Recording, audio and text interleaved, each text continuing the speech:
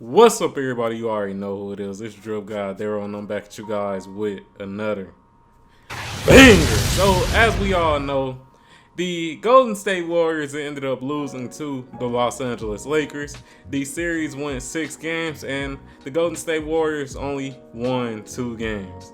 And with that being said, that it was pretty disappointing because this team was the champions last year.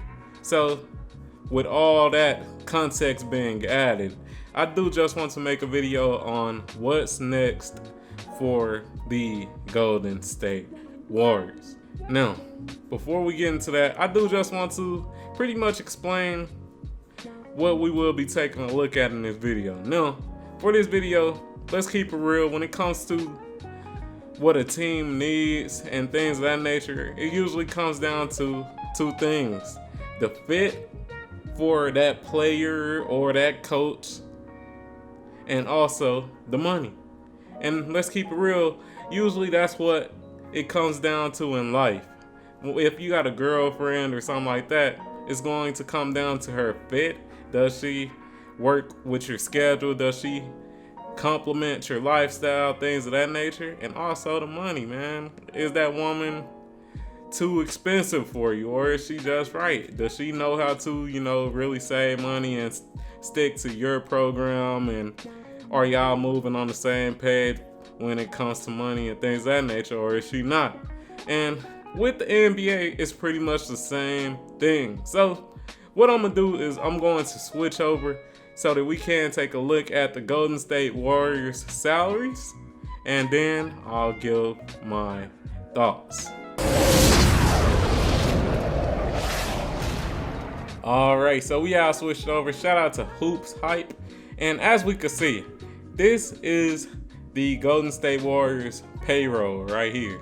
They are the second highest when it comes to payroll, which is crazy. And I like this website because it does show a lot of key things, such as if a contract has a player option, team options, qualifying offers, two-way contracts, all that. And as you guys can see, it is highlighted so that you can also know if, a player has a team option, things of that nature. So without further ado, let's take a look at these salaries, and then we can really get it into the nitty gritty. So as we can see, the highest paid player is, of course, Steph Curry, as we can see. And there's a problem. There's definitely a problem. Right below him is Klay Thompson at 40 million. Right below him is Andrew Wiggins at 33 million, and then it gets lower, which is kinda crazy if you really think about it. And then right below Andrew Wiggins is Draymond Green as the 4th highest paid player for this year specifically. And then we keep scrolling down and we see Jordan Poole. Now, if we look at all these different amounts, it's a lot of questions that need to be answered. So the first questions that we do want to tackle is 2023-2024. Klay Thompson will be on his final year of his contract. Also, Draymond Green will be on his final year of his contract. And like I said, there's plenty of questions to be asked about this. Will Klay want an extension? And what will that extension look like? Same with Draymond Green. Now, I believe in previous interviews and things of that nature, Draymond did advise that he wanted his money. So with that being said, more than likely, oh my God, man, it's gonna be a lot of decisions to be made. Do they really want to stay over the cap? Like, they're literally number 2, and it only gets worse.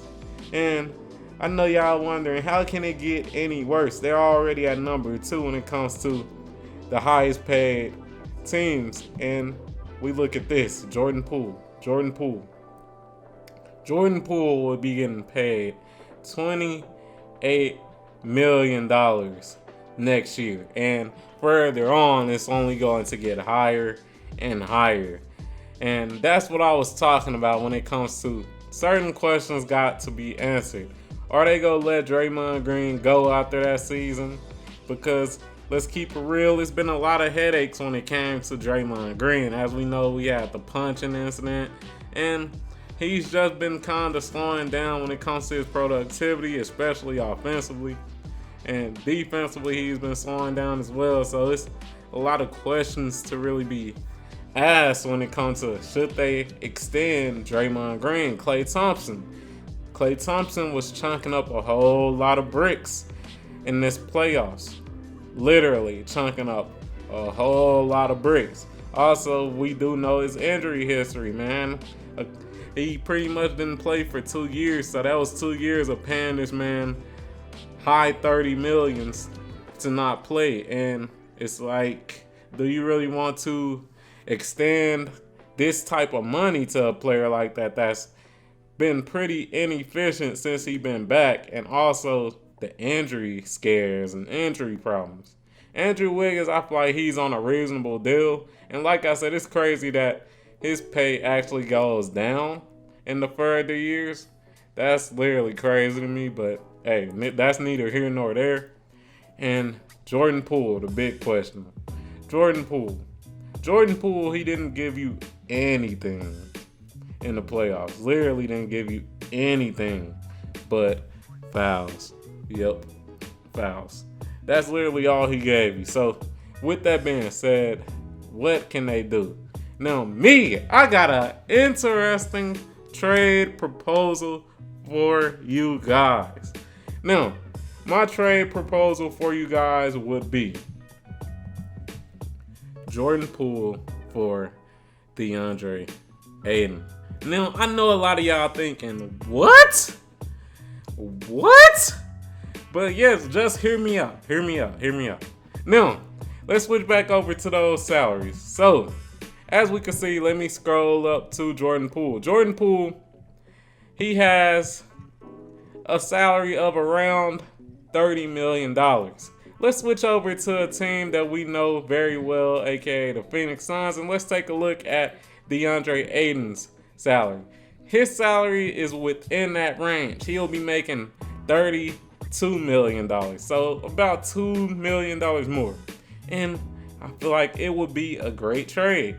Now, the reason I say it would be a great trade is because, to be honest, the Golden State Warriors, they didn't really have no presence on the inside, man. Kevon Looney, he good, he can rebound and all of that.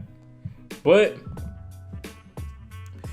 I would rather have a DeAndre Ayton, a real 7-footer, and a more diverse player who can actually get his offense off. Also, on the Phoenix Suns end, as we know, Chris Paul, he's like the avatar. Whenever you need him most, he disappears, he gets injured, this, that, and the third. So why not take a risk on a young player such as Jordan Poole? Give him, the keys to the team somewhat. Of course, we got KD. Of course, we got Devin Booker. But hey, why not? Like Chris Paul, he's literally giving you nothing.